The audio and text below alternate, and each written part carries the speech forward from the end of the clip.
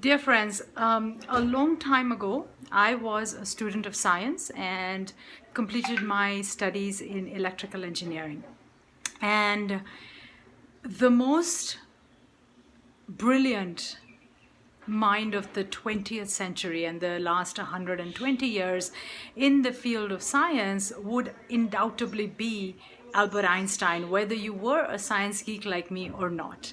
And Albert Einstein and his work with theory of relativity and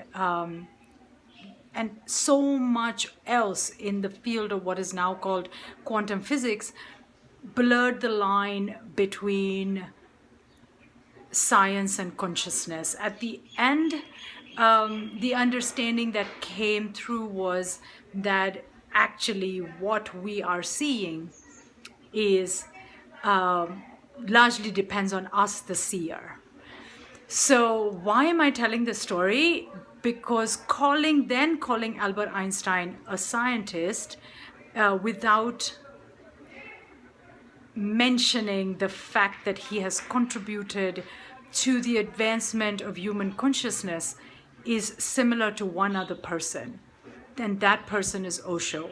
Over the last 120 years, the one person who has been the most brilliant explorer of the inner science and who has brought us to that exact same point that Einstein arrived at, but from inside out, that person must be Osho.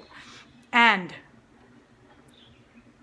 about a few kilometers outside Bern in Switzerland, actually in Geneva in Switzerland, is the headquarters of CERN. CERN is a laboratory, and it is famous because it has, since 2008, had a continuous experiment running called the Large Hadron Collider. And in layman's term, it is a search for the God particle. And were I to tell you or any person on this planet that, you know what, let us go ahead and destroy that lab. Let us take all the little parts that have come together to form this experiment in the search of this God particle and let us just destroy it. What would be your reaction? Then how is it that there isn't, so for that person who is scientific, that person who understands that the journey of human consciousness requires experiment as much as the journey of what we call external science. What I'm here to tell you is that there is a space on this planet, and there are many, but there's one that I know of.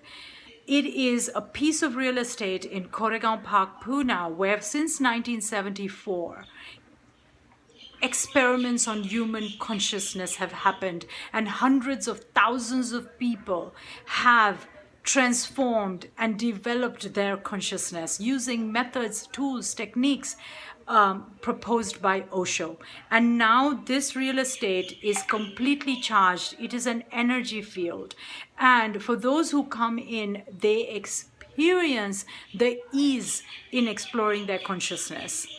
My question to you is, do you think that that charged energy field, that laboratory of inner science, can so easily be transformed into a block of residential apartments or a fancy commercial real estate idea, however beautiful it might be? So that really is the true description of what the Osho International Meditation Resort is. It is a lab for the development of inner consciousness, and the breaking up of that space and the selling away of pieces of it is saying to you, saying to me, that we are going to dismantle this lab, and we're just going to hope that all the research and all the intellectual property of inner consciousness that is held in that organism, in that energy, will somehow magically transfer and will still be available for people. So I'm not sure that you buy this. I don't. So this piece of real estate is a charged energy field, and it needs to be seen as such. And Osho needs to be seen as the ultimate inner scientist, because that's what he was.